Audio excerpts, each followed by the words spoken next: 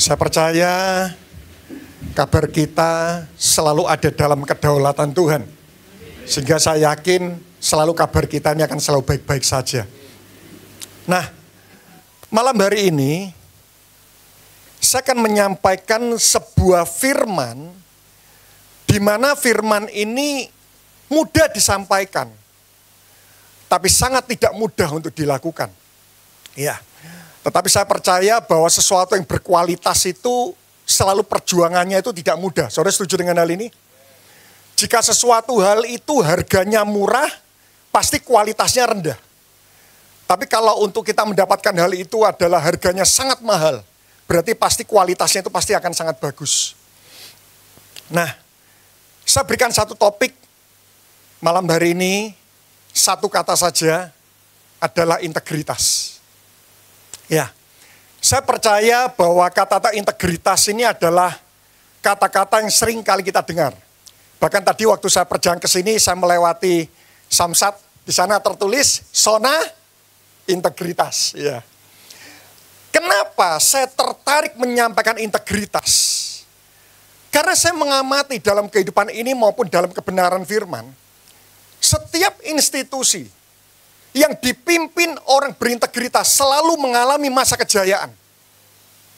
Saya melihat Bapak Ibu, kenapa saya mengatakan topik ini penting? Karena saya mengamati baik dalam kehidupan ini maupun nanti dalam fakta-fakta di Alkitab nanti saya akan tunjukkan. Setiap institusi yang dipimpin orang berintegritas selalu mengalami masa keemasan. Kenapa? Karena saya melihat manifestasi terhebat dan parameter paling terukur dari sebuah ketaatan itu adalah integritas. Apakah saudara percaya, apakah saudara setuju bahwa ketaatan itu penting? Dan parameter terhebat, manifestasi yang paling terukur dari sebuah ketaatan itu adalah integritas. Karena itu kenapa saya melihat orang-orang berintegritas kalau mimpin segala institusi, saya ngamati selalu institusi itu mengalami masa kejayaan. Jadi kalau seorang pria memimpin rumah tangga berintegritas, keluarganya pasti jaya. Sebuah gereja yang dipimpin orang berintegritas, gereja itu tidak pernah bangkrut. Ya, yang amin 3 orang, ya enggak apa-apa. Gitu. Saya melihat Bapak Ibu, ministry sesulit apapun, saya percaya ministry dari Tuhan itu tidak pernah bangkrut. Ministry dipegang orang berintegritas itu selalu jaya. Jadi perusahaan dipimpin orang berintegritas. Selalu perusahaan ini mengalami yang namanya masa keemasan.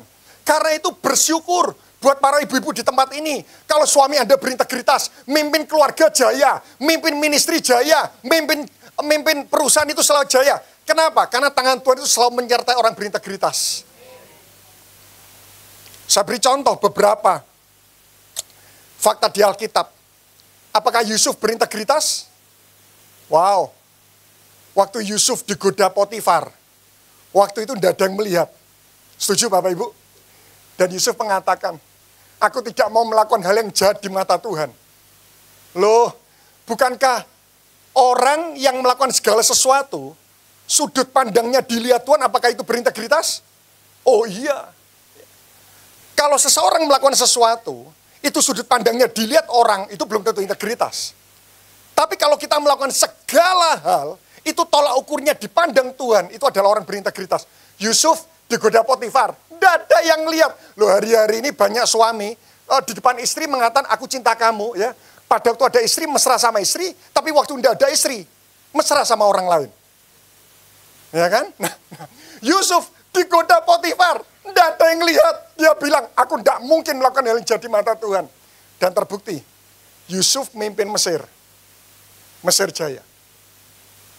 Daniel apakah berintegritas? Oh iya. Waktu dihadapkan dengan gua singa, bukankah ciri orang berintegritas itu seperti ini? Tetap memegang prinsip, meskipun dihadapkan dengan aniaya bahkan nyawa sekalipun. Daniel dihadapkan dengan gua singa. Dia tetap konsisten ibadah 3 kali sehari. Dia tidak peduli, nyawa pun dia akan serahkan agar dia tetap pegang prinsip. Daniel berintegritas. Dan akhirnya waktu Daniel memimpin Babel, Bapak Ibu, kalau presidennya ganti 4 kali, wakilnya tetap, berarti yang cerdas siapa? Daniel itu. Rajanya ganti 4 kali. Wakil Perdana Menterinya tetap adalah Daniel. Dan terbukti Babel Jaya. Kita bisa lihat Daud. Apakah Daud berintegritas? Oh iya. Daud pernah selingkuh. Tapi Daud mengakui dosa. Dan semasa pemerintahan Daud, Daud perang, Daud tidak pernah kalah, Bapak Ibu. Itu fakta di Alkitab. Fakta di dunia. Ahok waktu memimpin Jakarta, apakah berintegritas? Jakarta jaya. Presiden kita apakah berintegritas? Iya. Apakah bangsa ini saat ini mengalami masa kejayaan? Belum ya. Selalu saya melihat seperti ini. Orang berintegritas, sudah. Nanti saya akan tunjukkan ya. Kenapa orang berintegritas itu selalu jaya. Megang apapun selalu jaya. Nah, saya akan masuk ke definisi. Saya mencari di KBBI, definisi integritas itu sangat banyak. Saya mencari dari beberapa basic di Alkitab, definisi integritas itu sangat banyak. Tetapi akhirnya saya meruncing kepada definisi seperti ini. Integritas itu adalah sinkronisasi antara sikap hati, pikiran, dan perbuatan. Jadi integritas itu adalah sinkronisasi antara hati, sama-sama katakan hati. Yang kedua pikiran. Yang ketiga. Nah, jadi orang berintegritas itu sinkron. Hati, pikiran, perbuatan sinkron. Contoh, kalau hatinya penuh kasih, pikirannya mau memaafkan. Saudara setuju dengan hal ini? Perbuatannya, menerima orang yang menyakiti kita. Ada orang mengatakan, aku mengampunimu. Tapi aku tidak mau lagi berjumpa dengan kau lagi. Tidak berintegritas. Orang berintegritas itu sinkron hati, pikiran, perbuatan. Hatinya penuh kasih. Pikirannya memaafkan. Perbuatannya menerima kembali orang yang menyakiti kita. Loh, saya mengamati ada banyak orang mengatakan, saya penuh kasih, Pak. Tapi betul sama dia, saya tidak mau lagi berurusan. Loh, tidak berintegritas, Bapak Ibu. Tapi bukan berarti kalau ada orang menipu kita, terus kita mengampuni, akhirnya kita siap bekerja sama lagi dengan orang itu. Belum tentu. Kasih tidak membedakan. Kepercayaan itu dibedakan. Sama seperti kita dengan Tuhan. Tuhan mengasihi kita sama dengan Tuhan mengasihi orang berdosa. Tuhan mati buat semua orang. Saudara setuju dengan hal ini? Tapi kepercayaan dibedakan. Jadi kalau hatinya penuh kasih, pikirannya memaafkan. Perbuatannya menerima kembali orang menyakiti kita. Kalau hatinya sayang istri, pikirannya tidak memikirkan wanita lain. Amin. Wah, yang mantuk-mantuk ibu-ibu semuanya gitu. Seringkali kadang-kadang kita seperti ini. Hati aku sayang kamu. Tapi pikiran merenungkan wanita lain siang dan malam. Dan ini tidak gampang loh Bapak Ibu. Saya pria normal. Pak, saya tidak pernah mikirkan wanita lain Pak. Saya mikirkan pria lain, malah lebih ngeri. Ya. Integritas itu tidak gampang Bapak Ibu. Kalau hati mengasihi istri, pikiran itu seperti ini. Dilatih tidak boleh memikirkan wanita lain. Perbuatannya tidak mengizinkan wanita lain terlalu dekat dalam kehidupan kita. Saudara setuju dengan hal ini? Wah. Bapak Ibu, kadang-kadang ada perbuatan baik yang tidak perlu kita lakukan. Kalau itu akan menghancurkan kehidupan kita. Contoh misal, kita punya kantor di Gresik. Ya. Rumah kita di Surabaya Timur. Ada teman kantor wanita. Rumahnya di Surabaya Timur. Sebagai orang Kristen yang baik, saya kan siap menemani gitu ya. Loh Bapak Ibu, perjalanan sekali pergi 1,5 jam. PP 3 jam. Kali 3 bulan. Pas konflik sama istri. Cerita, curhat. Di mobil itu dia mengatakan, oh kalau saya tidak mungkin seperti itu. Wah, ya. Kalau hati sayang istri, maka tidak mengizinkan wanita lain terlalu mendekat dalam kehidupan kita. Hati-hati dengan WhatsApp. Hati-hati dengan Facebook. Hati-hati dengan Instagram. Ya, pada waktu tengkar dengan pasangan, lalu coba searching para mantan. Gitu. Chatting, kamu gimana kabarnya? Lama-lama, Pak. Sudah. Kadang-kadang ada perbuatan-perbuatan baik yang tidak perlu kita lakukan kalau itu akan menjerumuskan kehidupan kita. Jadi sekali lagi integritas itu sinkron. Hati, pikiran, perbuatan sinkron. Kalau hatinya ibadah, pikirannya ibadah. Perbuatannya ibadah, bukan membuka Instagram. Amin. Kalau hatinya nyembah, nggak boleh pikirannya seperti nanti malam makan apa. Nggak bisa, nggak bisa. Setiap kali saya beribadah, saya berjuang Bapak Ibu. Pada waktu worship leader nyembah, pikiran itu sesat. Namanya orang berintegritas. Hati, pikiran, perbuatan sinkron. Hatinya nyembah, pikirannya fokus, menikmati dan mengecap semua kata-kata itu. Perbuatannya serius menyembah. Jadi bukan tangannya menyembah, pikirannya mikir hal yang lain. Itu tidak berintegritas. Karena itu kenapa saya mengatakan, integritas itu seperti ini. Selaras. Hati, pikiran, perbuatan. Orang itu bisa gini loh. Pura-pura baik tapi menyimpan maksud jahat. Betul? Karena itu kenapa saya mengatakan, manifestasi terhebat dari sebuah ketaatan itu adalah integritas. Karena itu kenapa saya mengatakan orang berintegritas hidupnya selalu jaya. Karena dia melakukan ketaatan total kepada Tuhan. Mari Bapak Ibu semua di tempat ini, mari kita belajar. Hati, pikiran, perbuatan sinkron. Waktu saya memang cuma sisa 29 menit. Tapi tolong 29 menit ini kita mencoba untuk sinkron semuanya. Mulai saat itu waktu kita nyembah, ayo kita latih. Waktu kita kerja, hati kerja. Pikiran kerja. Tubuh kerja. Kalau kita ibadah, hati, pikiran, perbuatan ibadah. Kalau saya liburan sama istri, hati fokus keluarga. Hati, pikiran fokus keluarga. Tubuh fokus keluarga. Itu mudah atau susah? Susah. Dan itu perlu dilatih. Tapi itulah ciri orang berintegritas. Mari saya akan mulai. Mulai tadi baru pendahuluan. Mazmur 78 Bapak Ibu. Nanti kalau waktu mencukupi, saya akan menyampaikan 7 parameter integritas.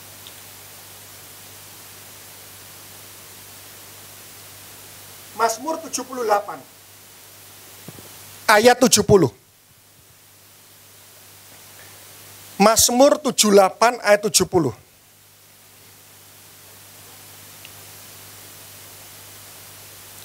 Dipilihnya Daud. Siapa yang milih Daud? Tuhan. Ya, kalau Tuhan milih, berarti ini orang berkualitas. Dipilihnya Daud, hambanya. Diambilnya dia dari mana Bapak Ibu? Sudah. Tidak peduli latar belakang kita ini dari mana. Meskipun kita ini berasal dari tempat yang sangat hina. Kalau seseorang punya karakter yang Tuhan inginkan, Tuhan pasti akan angkat kehidupan kita. Diambilnya dia dari antara kandang-kandang kambing domba. Kenapa Daud itu sampai diambil Tuhan dari tempat yang sangat rendah? 71. Dari tempat domba-domba yang menyusui, didatangkannya, wow, sampai Tuhan mendatangkan Daud. Ini berarti orang keren. Untuk menggembalakan Yakub umatnya dan Israel miliknya sendiri. Israel itu adalah umat kesayangan Tuhan. Berarti pemimpinnya itu adalah harus orang-orang pilihan Tuhan. Kenapa Daud dipilih menjadi pemimpin atas Israel? 72. Mari Bapak Ibu di tempat ini, jika saudara ingin menjadi pemimpin yang dipilih Tuhan, ini kuncinya, dia 72.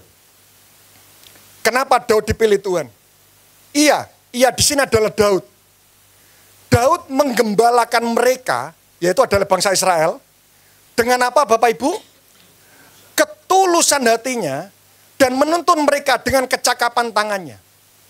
Di versi bahasa aslinya, apakah ada versi King James? Ada? Tidak ada. Kalau nanti saudara lihat di versi King James, ketulusan hati itu adalah integritas hatinya.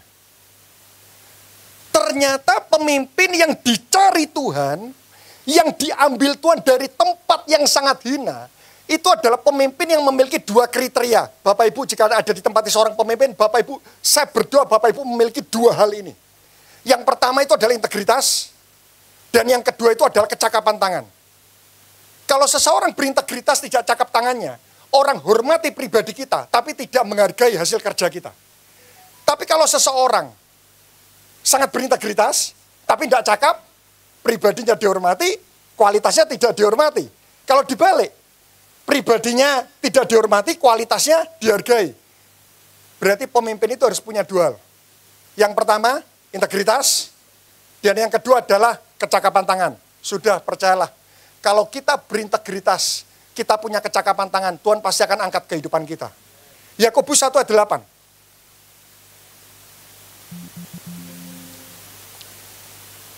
Yakobus 1 ayat 8. Tapi ini adalah fakta. Mari kita baca sama-sama Bapak Ibu, Yakobus 1 ayat 8. 2, 3. Sebab orang yang tidak akan tenang dalam hidupnya. Manusia itu ternyata mudah yang namanya mendua hati. Ya. Manusia itu mudah sekali hatinya terbagi. Contoh orang mendua hati. Tadi saya katakan, kelihatannya jujur tapi bohong. Saya jujur Pak, tapi bohong. Saat dipuji katakan semua dari Tuhan. Tapi saat tidak dipuji marah. Nah, wah Pak pelayanannya bagus, semua dari Tuhan. Tapi saat tidak dipuji, marah. Itu mendua hati. Sejenak cinta Tuhan, sejenak cinta uang. Pada waktu masa kesusahan, cinta Tuhan. Waktu masa kelimpahan, cinta uang, mendua hati. Mulutnya berkata cinta istri, tapi dekat dengan orang lain. Mendua hati. Kalau seseorang cinta istri, dekat sama istri, menjaga jarak dengan wanita lain. Amin. Ya, yang amin sekali lagi ibu-ibu, Bapak Ibu. Ya. Pura-pura baik tapi menyimpan maksud jahat. Wow, ini mendua hati. Mazmur 86 ayat 11. Bagaimana cara membangun integritas?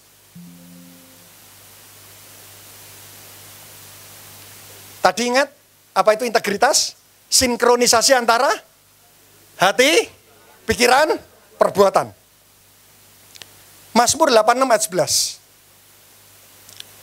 Tunjukkanlah kepadaku jalanmu ya Tuhan. Sama seperti kita hari ini.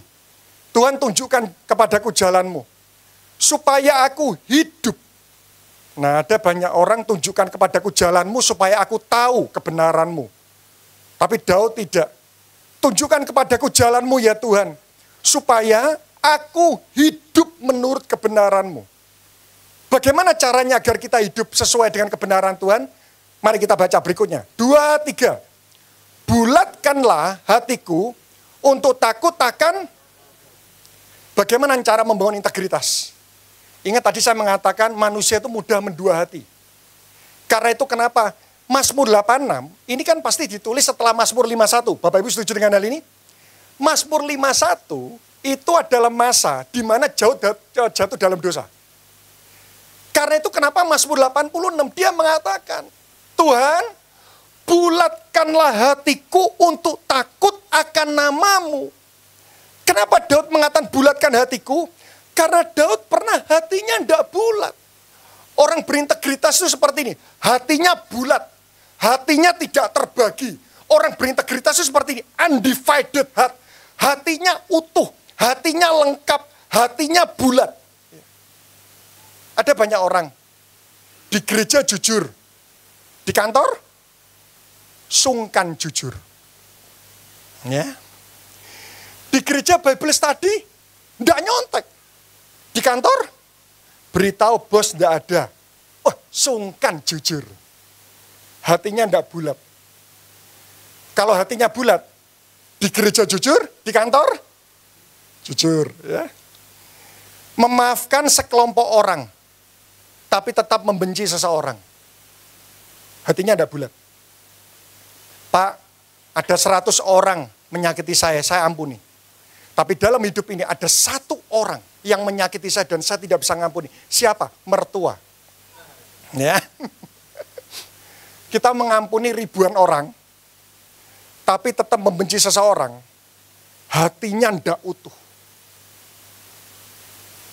Kalau kita hatinya utuh, kita mengampuni banyak orang, kita tetap mengampuni orang yang paling menyakiti kehidupan kita. Ya. Pada seseorang berani terapkan prinsip tegas, tapi pada orang-orang tertentu sungkan. Pada orang-orang di bawah kita berani terapkan prinsip tegas. Tapi pada waktu ketemu dengan bos, tidak berani terapkan prinsip tegas. Ketemu orang-orang yang middle low, perekonomian, terapkan prinsip tegas. Tapi ketemu donatur, Pak ingat LED saya nyumbang, prinsipnya kok mudah belok ya. Tidak berintegritas. Hatinya tidak utuh. Dan itu seringkali menyebabkan kejatuhan gereja. Untuk pelayanan ada runtutan Bible study. Pak ingat, saya nyumbang LED. Untuk kamu ada jalur khusus. Hatinya tidak bulat. Seorang berintegritas itu hatinya bulat loh. Di gereja jujur, di kantor, dihadapkan dengan risiko pemecatan. Kita tetap percaya Tuhan akan tetap melindungi kita. Kita tetap percaya bos kita adalah orang yang menggaji kita nomor 2. Yang menggaji kita nomor 1 itu adalah pimpinan kita, itu adalah Tuhan sendiri. Orang berintegritas itu seperti tetap memegang prinsip. Meskipun dihadapkan dengan penderita, aniaya, bahkan nyawa sekalipun. Hatinya bulat. Ya. Jika ada pimpinan kerja, jika tidak ada, kenapa sat besi nempel di kelopak mata ya? Jika ada pengurus di samping, dengarkan firman. Waktu tidak ada, Instagraman. Loh, tidak berintegritas. Ya. Jadi cara membangun integritas itu sebetulnya simpel. Hatinya bulat. Hatinya utuh. Saya berjuang Bapak Ibu. Kalau mulut cinta istri, pikiran itu dilatih. Tidak boleh mikir wanita lain. Dan tidak boleh mengizinkan wanita lain itu terlalu mendekat dalam kehidupan kita. Kalau kita betul-betul cinta Tuhan, maka tidak boleh sekalipun kita menjual Tuhan hanya untuk sebuah uang. Ya. Integritas itu memiliki hati yang bulat, hati yang utuh. Mengapa integritas itu penting? Yang pertama, tanpa integritas, iman kandas. Nanti Bapak Ibu baca sendiri di rumah ya. Bapak Ibu yang ingin mencari kebenaran firman, meskipun saya tidak yakin saudara akan membacanya. Ya. 1 Timotius 1 ayat 18-19, nanti saudara baca sendiri. Ada beberapa orang yang menolak hati nuraninya yang murni itu, karena itu kandaslah iman mereka. Ada banyak hamba Tuhan mengatakan berjuang itu membutuhkan iman. Tapi Paulus mengatakan tidak bisa, berjuang itu butuh iman dan hati nurani. Karena waktu seseorang menolak hati nurani, imannya kandas. Saya beri contoh. Siapa yang di sini dulu sekolah pernah nyontek? Tidak ada. Haleluya. Pernah nyontek Bapak Ibu? Pernah ya? Kita mau ujian. Kita berdoa sungguh-sungguh. Minta agar Tuhan memberkati ujian kita. Waktu ujian, nyontek. Kira-kira setelah ujian, apakah tetap percaya Tuhan pasti memberkati ujian kita? Apakah tetap percaya? Enggak loh. Kenapa? Karena pada waktu mau nyontek, hati nurani sudah mengingatkan, jangan nyontek, jangan nyontek. Tetap nyontek, tiba-tiba imannya kandas. Sama dalam kita bekerja. Kita sebelum berangkat kerja, kita berdoa agar Tuhan memberkati. Tapi waktu kerja bohong. Apakah iman kita semakin kuat? Tidak. Tanpa integritas iman kandas. Heran loh. Meskipun kita dihadapkan sesuatu yang susah. Saya yakin seperti ini. Selama saya mencintai istri saya yang sah, saya percaya pasti sesulit apapun penyertaan Tuhan dan pertolongan Tuhan itu pasti akan hadir. Yang pertama, tanpa integritas iman kandas. Berarti kalau integritasnya makin kuat, maka imannya pasti akan makin kuat. Kita lihat. Mazmur pasal 34 ayat 21. Wow. Mazmur pasal 34 ayat 21.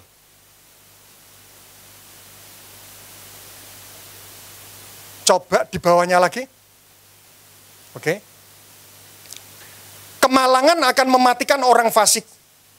Tetapi siapa yang membenci orang benar akan menanggung hukuman. Ya. Apakah orang berintegritas adalah orang benar?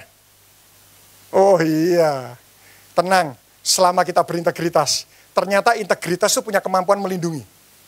Selama kita berintegritas, orang yang membenci kita, karena kita taat kepada Tuhan, dia akan berhadapan sendiri dengan Tuhan. Karena orang berintegritas itu taat total kepada Tuhan. Berarti orang yang membenci orang berintegritas, dia sama dengan dia akan berhadapan dengan Tuhan. Oleh karena itu Bapak Ibu bisa ngelihat ya, Ahok berintegritas.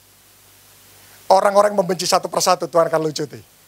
Sudah, jadi percayalah seperti, siapa yang di sini kepengen dilindungi itu oleh Tuhan? Ingin? Sudah, pada waktu kita berintegritas, Alkitab mengatakan, integritas itu punya kuasa untuk melindungi kehidupan kita. Yang kedua, nah ini penting. Tadi saya mengatakan bahwa orang berintegritas, memimpin apapun selalu jaya. Kenapa? Kita lihat, Amsal 11 ayat yang ketiga. Amsal 11 ayat yang ketiga. Oke. Orang yang jujur dipimpin oleh ketulusannya. Ya, sekali lagi di bahasa Indonesia ini hanya tertulis ketulusan. Tapi di versi King James, saudara bisa ngelihat orang yang jujur dipimpin oleh integritasnya. Ternyata integritas itu punya kuasa menuntun. Sama-sama kata kuasa menuntun. Jadi jika saya analogikan itu sama seperti ini. Saya menganggap bahwa diri saya ini seperti hewan yang bodoh, saya ini adalah anak yang buta. Orang berintegritas itu adalah orang yang taat total kepada Tuhan. Jadi seolah kalau saya beri contoh seperti ini. Saya buta, ya, sama seperti kalau misal ada orang tua yang punya anak buta, anaknya ini percaya sama orang tuanya, pasti anaknya ini akan dituntun oleh orang tuanya. Saudara setuju dengan hal ini? Kalau saya berintegritas, sudah dalam hidup ini saya ini bodoh, saya tidak ngerti di depan saya ada bahaya atau tidak. Sudah, saya jalan saja. Saya jalan. Saya tidak tahu di depan saya ada bahaya. Tapi tiba-tiba waktu saya mau melangkahkan kaki, Tuhan tidak rela melihat umat yang taat total kepada Tuhan, mengambil langkah yang salah dalam ketidaktahuan. Saya mau melangkah, saya tidak tahu di depan ada bahaya. Saya cuma mengatakan, Tuhan aku percaya total kepada Tuhan. Tiba-tiba kaki saya itu dibelokkan oleh Tuhan. Dan waktu saya turun, loh kenapa kok tiba-tiba belok? Yang nuntun Tuhan. Sama seperti orang tua kalau punya anak buta, anaknya ini percaya sama dia Bapak Ibu.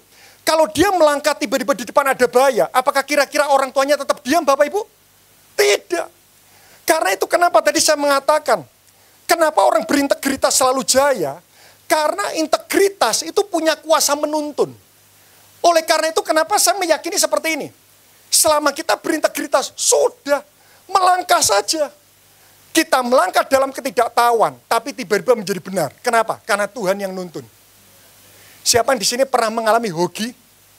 Yo aja ya apes kabeh. Pernah mengalami hoki? Wah, bukankah hoki itu buat kita adalah kebetulan rohani?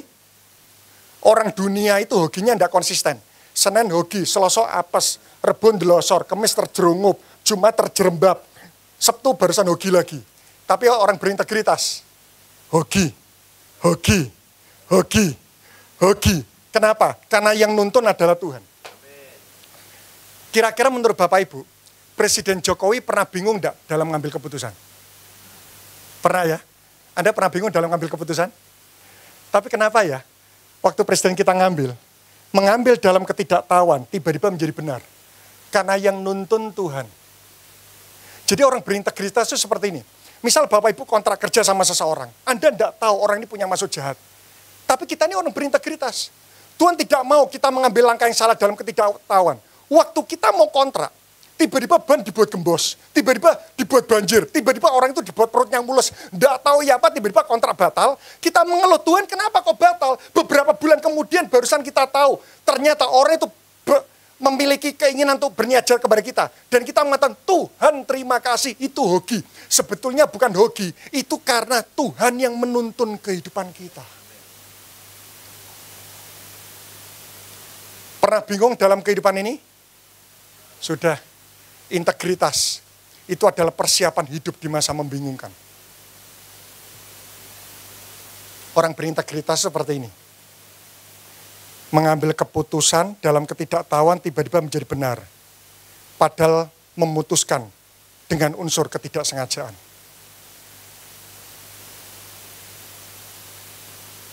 Mau dituntun Tuhan, harus percaya total. Dan manifestasi percaya total itu adalah hidup berintegritas. Yang ketiga, sebelum saya masuk 7 parameter integritas. Amsal 28 ayat 20.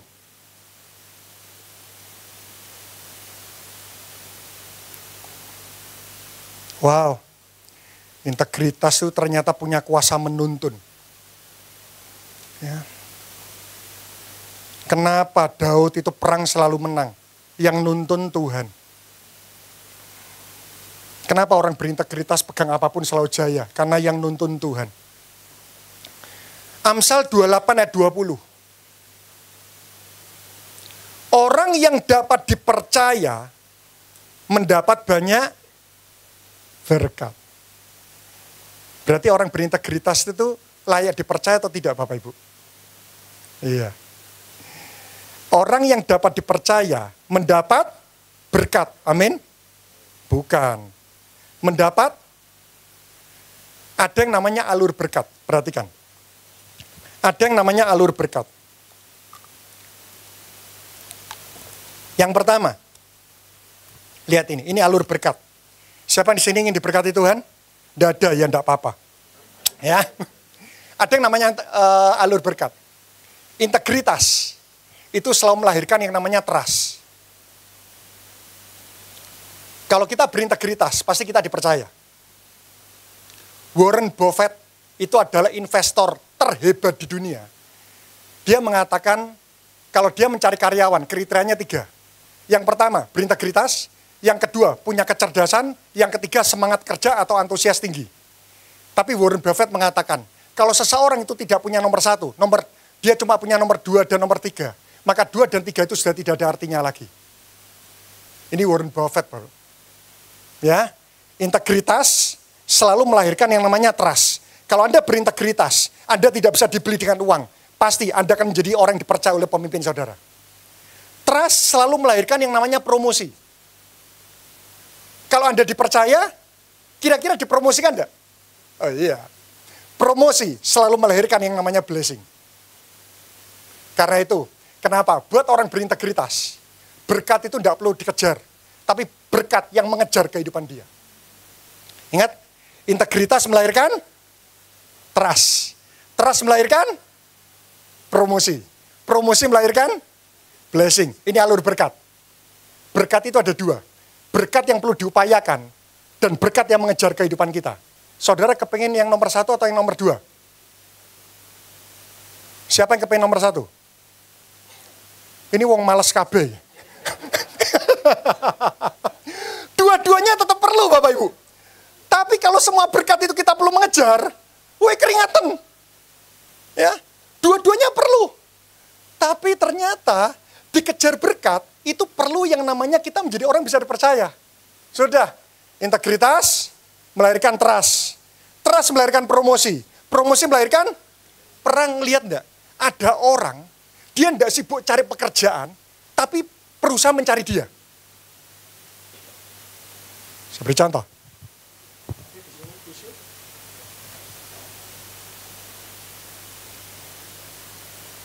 Wah, lumayan, saya punya uang. Dua-duanya sama-sama kertas. Saya buang di sini. Saya yakin tidak ada yang tertarik. Kalau saya buang ini, saya merem, doa penutup hilang. Orang berintegritas itu dibuang dimanapun, selalu akan ada orang yang namanya mencari. Ahok,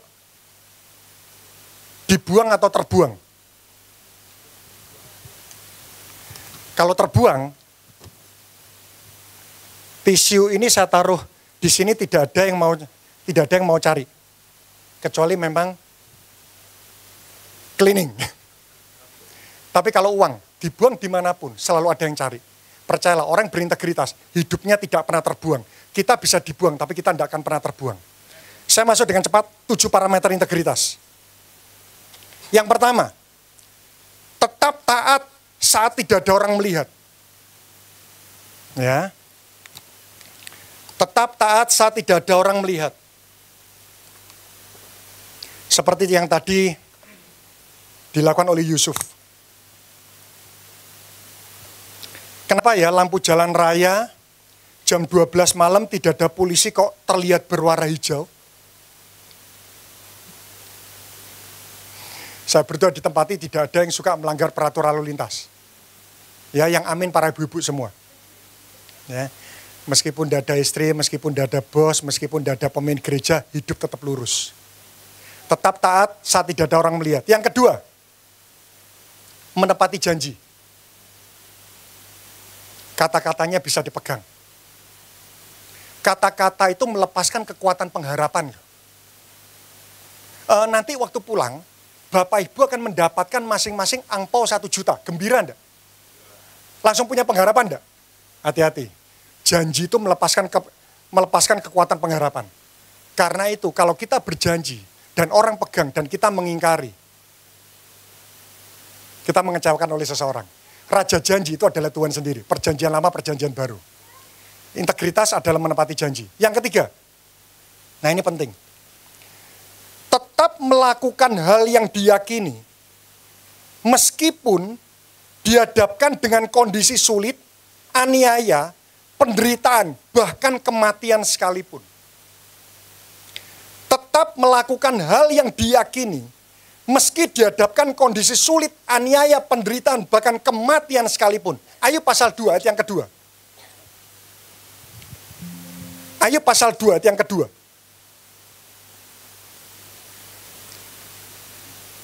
Maka bertanyalah Tuhan kepada iblis. Ya. Ternyata Tuhan itu suka ngobrol dengan iblis, Bapak Ibu ya. Maka bertanyalah Tuhan kepada iblis, dari mana engkau? Lalu jawab iblis kepada Tuhan, dari perjalanan mengelilingi dan menjelajah bumi. Wow, iblis itu selalu keliling. Mencari orang-orang percaya rentan untuk jatuh. Ayat yang ketiga. Firman Tuhan kepada iblis, apakah engkau memperhatikan hambaku Ayub? Wow. Dari sekian banyak manusia, kenapa Tuhan itu mengatakan tentang Ayub? Kita lihat. Apakah engkau memperhatikan hambaku Ayub? Sebab tiada seorang pun di bumi seperti dia. Tuhan pamer terhadap iblis.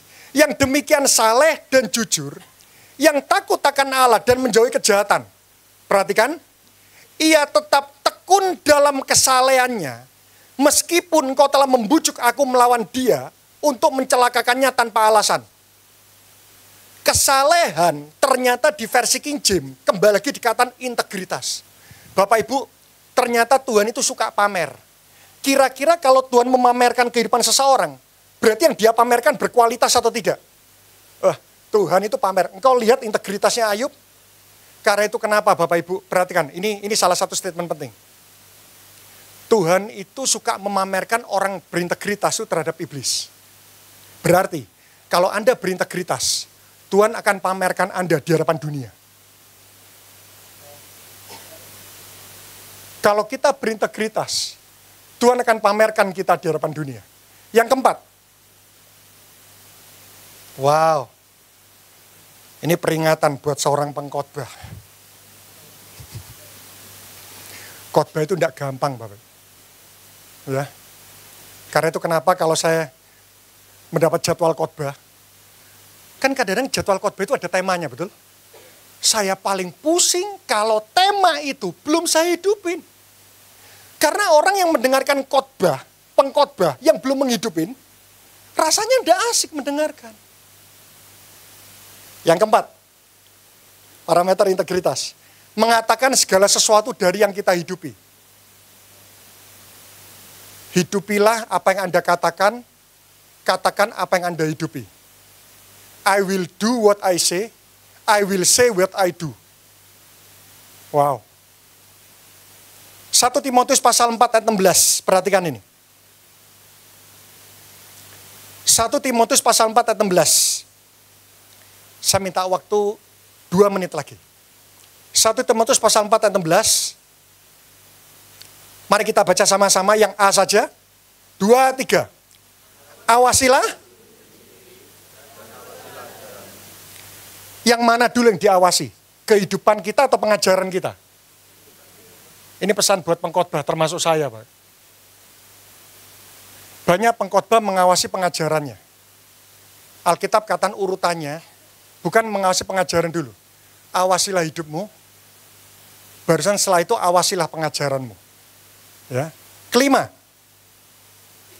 yang kelihatan di luar sama dengan yang di dalam. Ya, jadi di luar, di dalam sama. Ya, bukan berarti waktu di luar, shalom. Tapi waktu keluar gosipin. Tidak berintegritas. Ya. Contoh, kalau saudara di pesawat, saudara buang tisu, ada pramugari ini ambil atau tidak? Ambil. Terus saudara jalan-jalan, pramugari tidak memakai kostum pekerjaan, Anda buang tisu, diambil enggak? Belum tentu. Itu tidak berintegritas. Ada banyak hamba Tuhan waktu pegang jubah pendeta, wow, jaga hidup. Tapi waktu tidak megang jubah pendeta, tidak menjaga hidup, tidak berintegritas. Ada orang pada waktu dia punya profesi sesuatu, kita harus betul-betul hidupi profesi ini. Tapi pada waktu profesinya dilepaskan, dia tidak menghidupi lagi apa yang seharusnya dia kerjakan waktu dia memegang pekerjaan itu. Itu tidak berintegritas. Yang kelihatan di luar sama dengan yang di dalam, itu integritas. Keenam. Nah ini penting. Berani mengakui kesalahan. Kenapa Daud berintegritas? Dia berani mengakui kesalahan selingkuh. Raja berani mengakui kesalahan selingkuh itu tidak gampang loh Bapak Ibu. Bahkan kalau saudara baca Mazmur 51, Daud menyuruh pemimpin paduan suara, tolong ciptakan lagu tentang kejatuhan dosaku, agar seluruh dunia itu tahu Daud pernah selingkuh. Wow.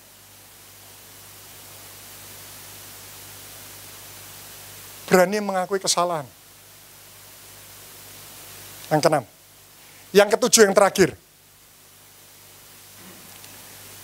Menjadi teladan bagi orang lain. Ya. Saudara boleh lupakan semua prinsip ini tadi, tapi saya mau endingi dengan satu prinsip penting. Bapak Ibu, lihatlah, integritas itu selalu memastikan kita selalu berada pada tempat-tempat penuh dengan berkat Tuhan. Jadi orang berintegritas itu seperti ini. Penuh dengan berkat. Penuh dengan berkat. Penuh dengan berkat. Kenapa? Karena Tuhan yang nuntun. Sinkron hati, pikiran, perbuatan. Mari kita berdoa.